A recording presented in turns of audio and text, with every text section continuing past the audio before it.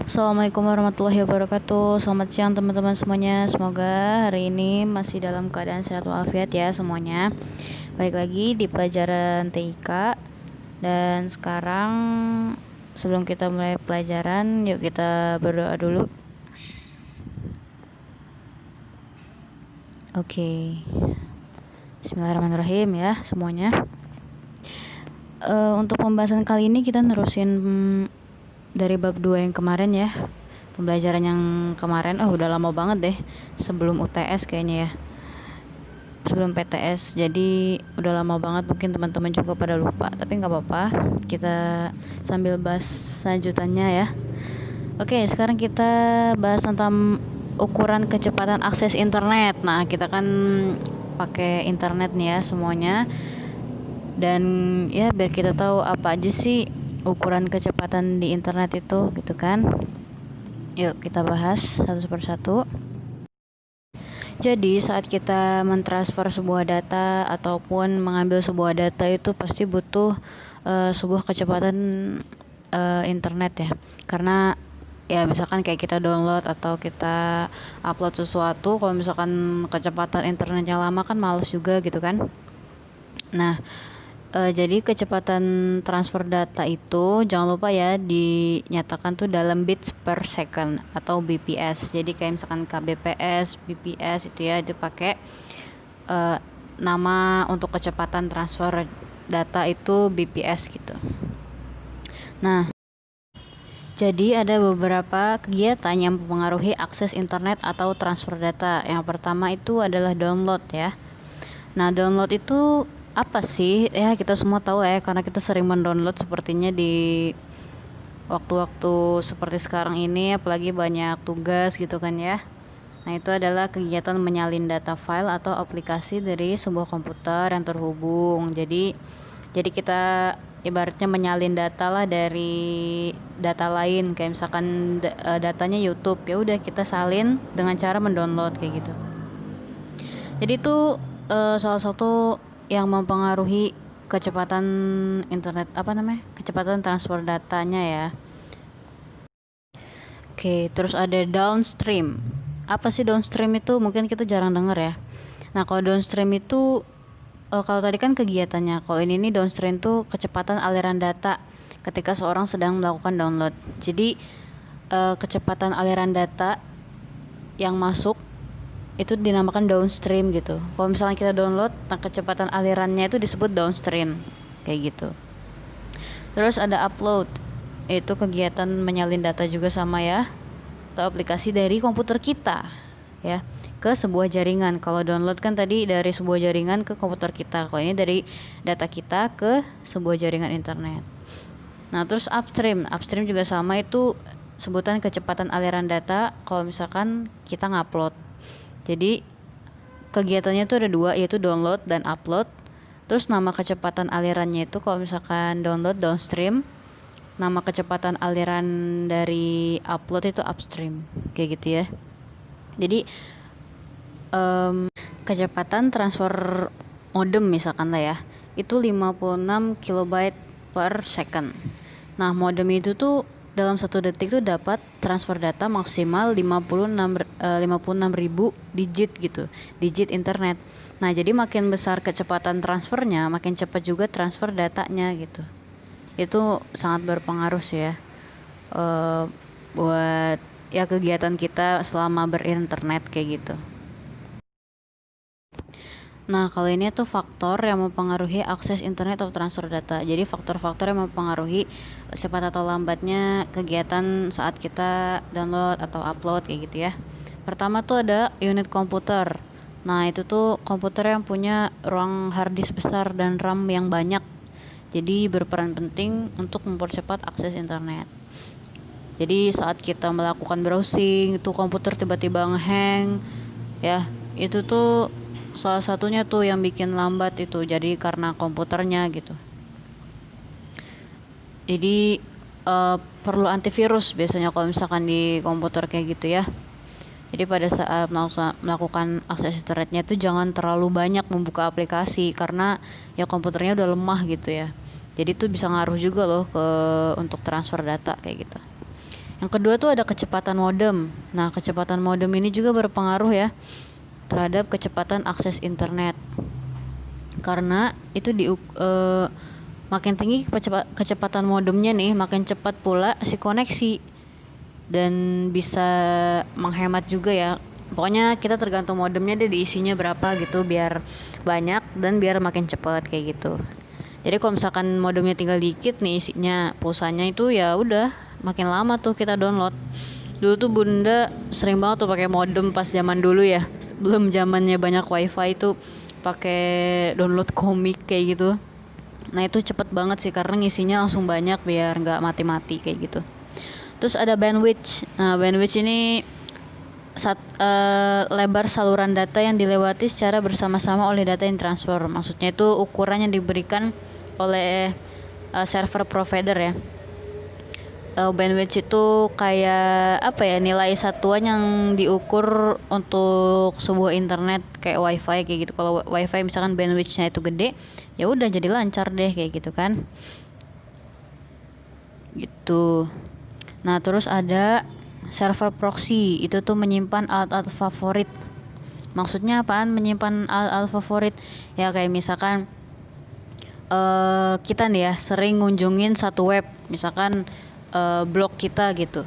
Nah nanti dia tuh kesimpan di situ gitu. Jadi misalkan pas kita mau searching itu udah ada ya. Jadi itu namanya server proxy. Jadi tuh bisa menghemat, kita harus searching kan, misalkan kalau misalkan kita nggak sering gunain, misalkan ya kita mau searching Telkomsel misalkan. Nah itu kan karena kita nggak sering buka, kita harus nyari dulu. Nah itu kan mempengaruhi kecepatan internet kayak gitu ya. Mempengaruhi transfer data kita gitu, karena kita baru pertama kali nyari itu, jadi dia otomatis perlu transfer data yang lebih gitu. Beda sama web yang sering kita kunjungin masuk ke server proxy. Jadi misalkan kita sering kunjungin blog diri kita, misalkan siapa ya blog bunda aja, misalkan blog bunda gitu, ketik. Nah itu tuh nggak perlu harus search banyak, itu udah ada gitu di situ. Jadi udah kesimpan di server proxy, jadi nggak perlu banyak ada transfer data, jadi lebih mudah.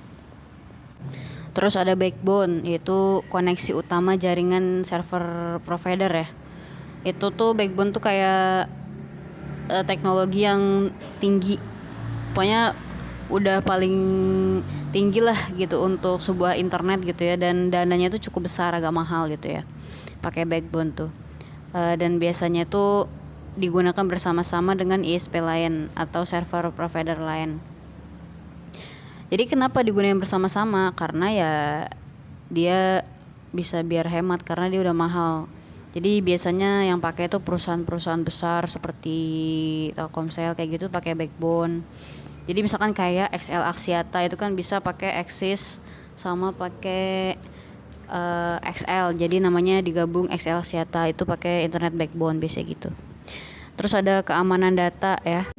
Keamanan data ini perlu juga karena pemasangan firewall tuh ya semacam tembok untuk pengamanan gitu. Itu tuh berpengaruh ya terhadap kecepatan akses data saat kita ngupload sesuatu atau download. Karena kalau misalkan pakai itu tuh namanya juga udah diamanin ya, pasti butuh ya transfer data lebih. Biasanya kalau misalkan kita ngupload sesuatu ke tempat yang lebih aman ya di internet itu biasanya lebih besar sih transfer datanya, makanya agak lama. Makanya agar lancar itu pakai namanya firewall, dinding pengaman yang itu bisa bikin pas kita ngupload atau download tuh lebih cepat kayak gitu. Terus ada dengan teknologi ISP juga ya. ISP itu server provider semacam Telkomsel dan kawan-kawan, itu juga mempengaruhi ya. Jadi kita harus up to date, si ISP-nya itu harus up to date maksudnya. Jadi misalkan XL jaringan yang terbaru di dunia tuh kayak gimana, nah dia harus menguasai lah gitu agar update terus kecepatan internet kita, provider yang kita pakai kayak gitu. Nah terus ada juga jenis koneksi yang dipilih, misalkan dial up tuh ya. Terus ada general packet radio, itu pakai GPRS. Ada 4G. Terus ada Wibro tuh bisa ke beberapa perangkat akses ya, wireless lah ya. Terus ada TV kabel, bebas dari gangguan telepon sibuk ya. Jadi TV kabel tuh biar mandiri gitulah. Terus ada ADSL, teknologi metode frekuensi.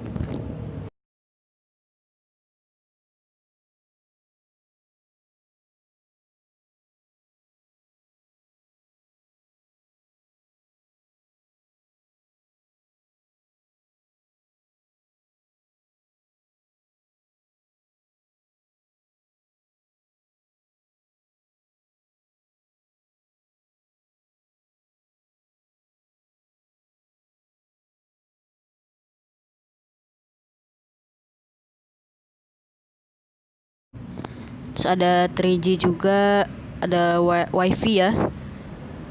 Nah itu ada LAN juga. Nah itu beberapa hal koneksi-koneksi yang dipilih supaya faktor-faktornya itu bisa terpenuhi saat kita melakukan kegiatan transfer data kayak gitu. Nah terus ada selanjutnya itu ada koneksi antar komputer. Jadi kita tuh bisa ngoneksiin internet itu dengan dua hal ya. Itu bisa koneksi melalui kabelan, yang kedua melalui wifi. Itu kabelan tuh kayak gitu ya. Biasanya orang kalau misalkan pakai kabelan itu pakai kabel RJ45. Nah, itu kayak gitu gambarnya. Terus ke network internet setting. Sama ya, wifi juga teman-teman mungkin udah tahu lah ya kalau misalkan server wifi kayak gimana. Udah sering pakai gitulah maksudnya. Jadi tinggal ke sebelah kanan aja tuh ya, kayak yang di Windows 10 tuh sebelah kanan, terus ada wifi-nya mana, tinggal masuk aja. Dan biasanya untuk nyambunginnya tuh sebenarnya di buku itu ada ya cara-cara nyambungin LAN dan wifi itu, cuman nanti aja deh gitu ya, itu soalnya enakan langsung praktek gitu. Jadi kita tahu dasarnya aja kalau misalkan koneksi antar komputer, pokoknya menyambungkan internet di komputer tuh ada dua hal kayak gitu lah. Nah terus ini apa sih? Nah itu tuh file sharing dan internet sharing itu adalah dua hal yang berguna, yaitu dalam jaringan komputer ya. Jadi sebuah keuntungan adanya jaringan komputer tuh, jadi kita dapat berbagi file itu dengan kabel. Filenya kayak tadi pakai LAN atau pakai wifi itu bisa kita file sharing gitu. Nggak harus kita mindahin lewat flash disk, tapi dengan catatan ya komputernya deket. Tapi kalau misalkan wifi kan enggak ya, bisa lewat email dan kawan-kawan. Kalau LAN bisa tuh kita sambungin aja antara dua komputer pakai kabel RJ45 tadi, udah langsung bisa file sharing atau internet sharing. Oke, gitu aja.